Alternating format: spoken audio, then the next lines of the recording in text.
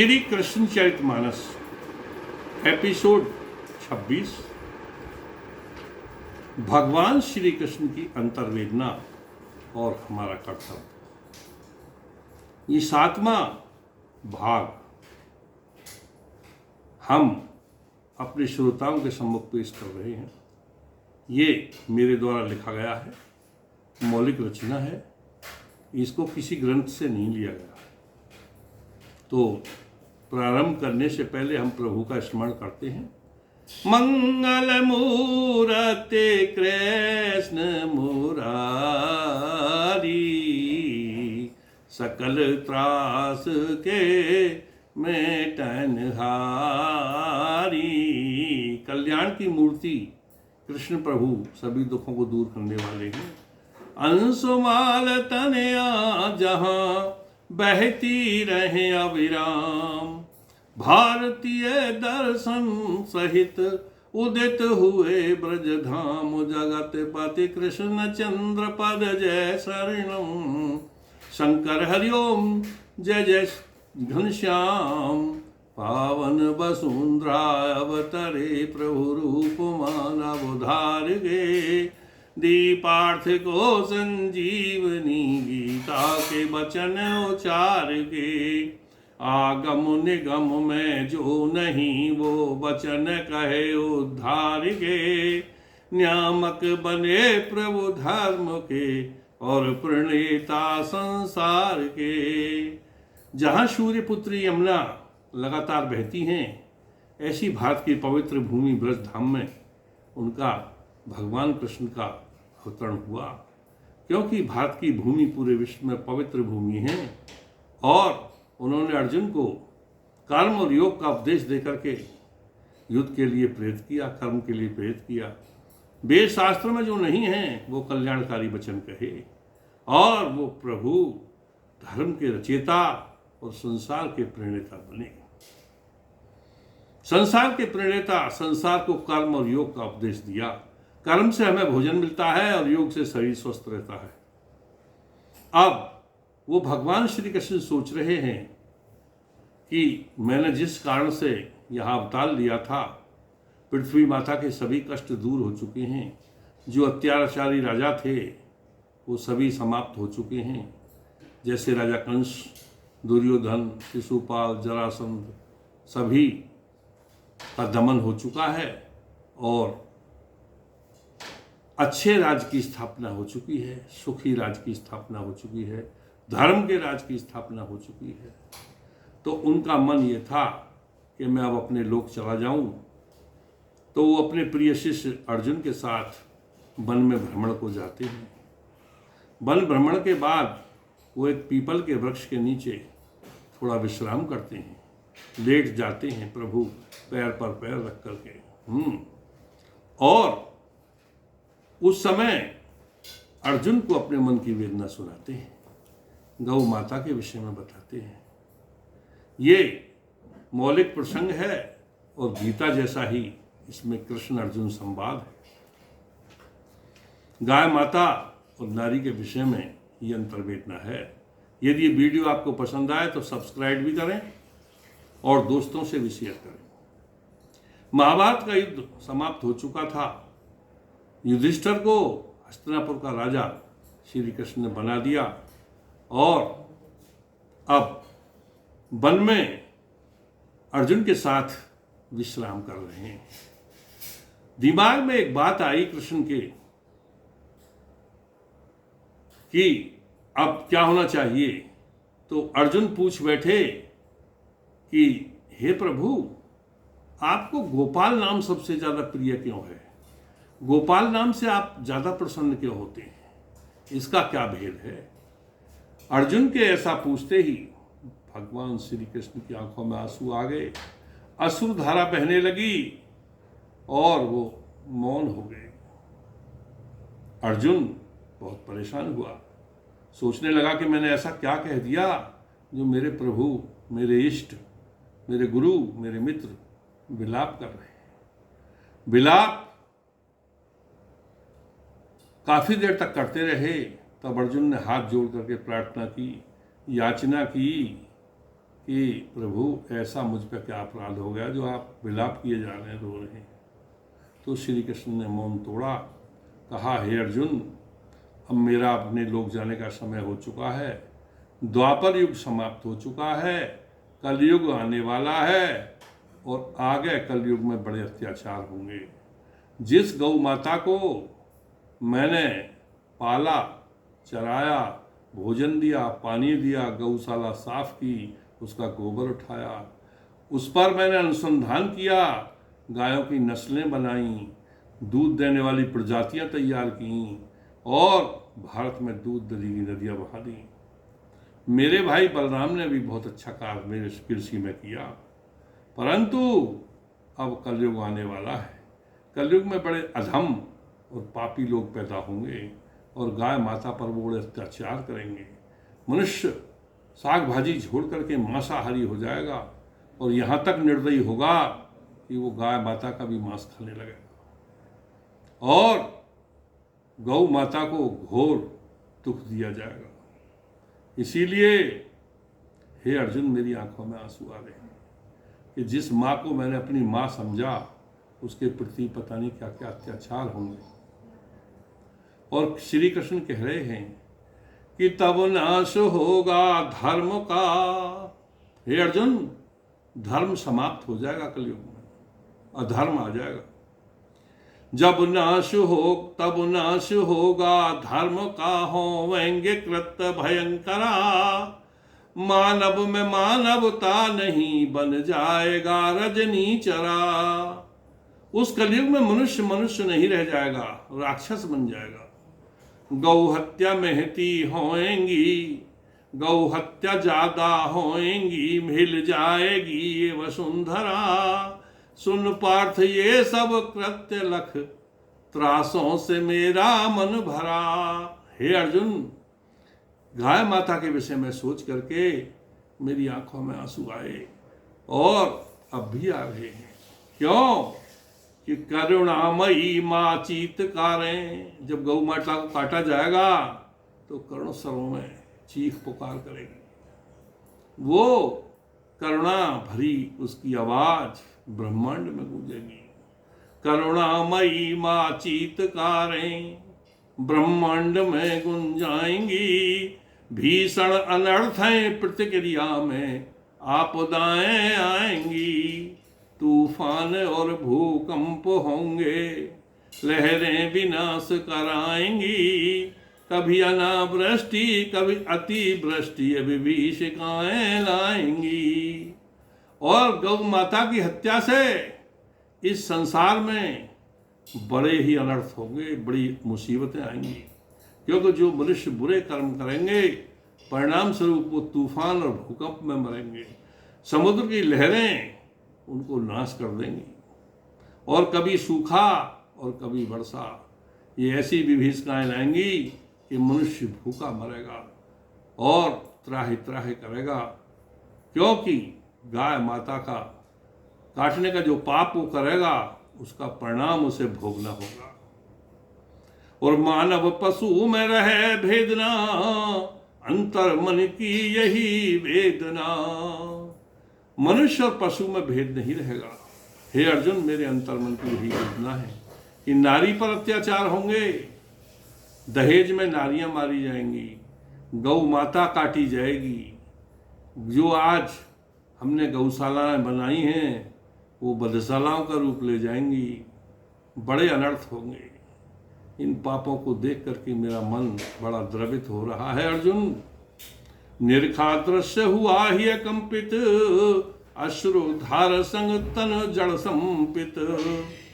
हे अर्जुन, मैंने जो दूरदृष्टि से कलयुग का दृश्य देखा है उसी के कारण मेरा शरीर कांप रहा है और आंसुओं की धारा बह रही है। मेरा शरीर सूख रहा है, मेरा मुंह भी सूख चुका है। हे अर्जुन, मैं बहुत परेशान हूँ। और मैंने गौशाला में गाय माता का गोबर उठाया, चराई, नस्ल सुधार किया, भारत में दूध दही की नदियां बहाई। मेरे बड़े भाई बलराम ने हल नाम के कृषि यंत्र का आविष्कार किया तथा लोगों को कुदाल के बजाय हल से खेती करना सिखाया। इस प्रकार दोनों भाइयों ने, बलराम ने कहा ये हल से 5-6 गुना खेती हो सकती है। तो कृषकों ने खाली जमीन पर हल चला करके खेती प्रारंभ कर दी और अन्न का उत्पादन बढ़ाया। परिणाम स्वरूप 6 गुना अन्न अधिक पैदा हुआ और इसी प्रकार दूध 6 से 8 गुना वृद्धि हो गई। हम दोनों भाइयों ने भारत में दही की नदियां बहा दी, अन्न की पैदावार बढ़ी और भारत सोने की चिड़िया कहलाने लगा। धर्म और संस्कृति में भी भारत विश्व गुरु बनकर के सामने आया। श्री कृष्ण की इस वेदना को हम एक भजन के रूप में प्रस्तुत करते हैं। जब अर्जुन ने कहा कि प्रभु आपका नाम गोपाल क्यों है, तब प्रभु क्या उत्तर देते हैं? क्यों प्रभु नाम प्रिय गोपाला, क्यों प्रभु नाम प्रिय गोपाला, पूछे पार्थ चित लाई, प्रभु ने दीना रोदन मचाई, कृष्ण ने दीना रोदन मचाई। भगवान रोने लगे, मौन हुए एक क्षण को प्रभु जी, फिर बही नैनों से जलधारा। मौन हुए एक क्षण को प्रभु जी, फिर बही नैनों से जलधारा। यानी कुछ क्षण शांत होकर के आंसू की धारा फिर बहने। कृष्ण अर्जुन उनसे क्षमा मांगता, अर्जुन उनसे क्षमा मांगता, विनती करे बारंबारा। कुछ क्षण रुक करके प्रभु जी ने फिर सारी बात समझाई, प्रभु ने दीना रुदन मचाई, कृष्ण ने दीना रुदन मचाई। अर्जुन कहने लगा, हे प्रभु, मैंने आप आज तक आपको रोते नहीं देखा, ऐसा आप क्यों कर रहे हैं?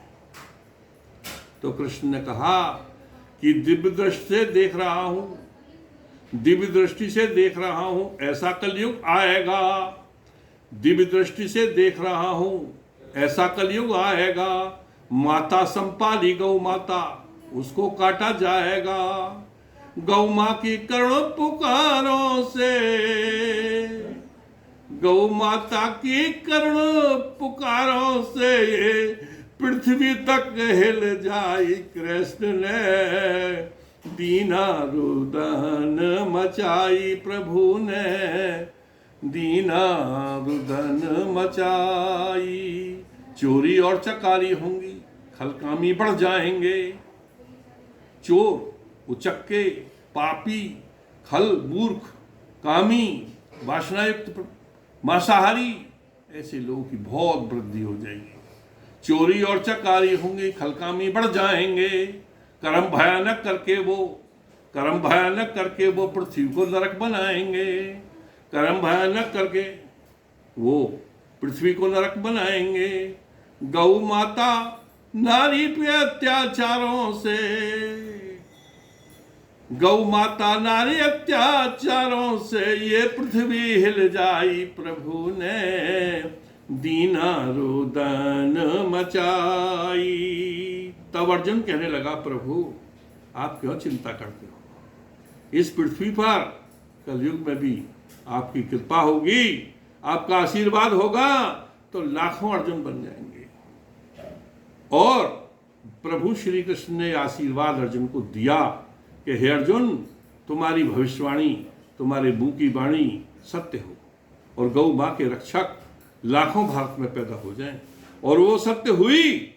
आज भारत में लाखों गौ रक्षक हैं, शासक प्रशासक हैं और गौ माता नारी की रक्षा के लिए आज के लाखों अर्जुन तैयार हैं। चिंता करो प्रभु जी, नहीं लाखों अर्जुन बन जाएंगे। गौ माता नारी की रक्षा को, गौ माता नारी रक्षा को दुष्टों से भिड़ जाएंगे। प्रभु करो मत कोई चिंता, प्रभु मत करो कोई चिंता, नहीं बिलाप को लाई, प्रभु ने दीना रुदन मचाई, कृष्ण ने दीना रुदन मचाई। तो भगवान श्री कृष्ण ने कहा कि अर्जुन सुन, हमारी 5 माताएं हैं। वेद शास्त्र में जहाँ उल्लेख आया है, वेदों में, वो 5 माताओं का आया है। तो उनकी बात तो सुन कि प्रभु सुनाओ कि वेद शास्त्र में कहीं 5 माता, वेद शास्त्र में कहीं 5 माता, उनके नाम सुनाऊं है अर्जुन, गौ माता का भेद बताऊं है अर्जुन, गौ माता का भेद सुनाऊं। पहली माता निर्जननी है, पहली माँ जो हमें जन्म देती है, पहली माता निर्जननी है, जन्मदात्री कहलाती है।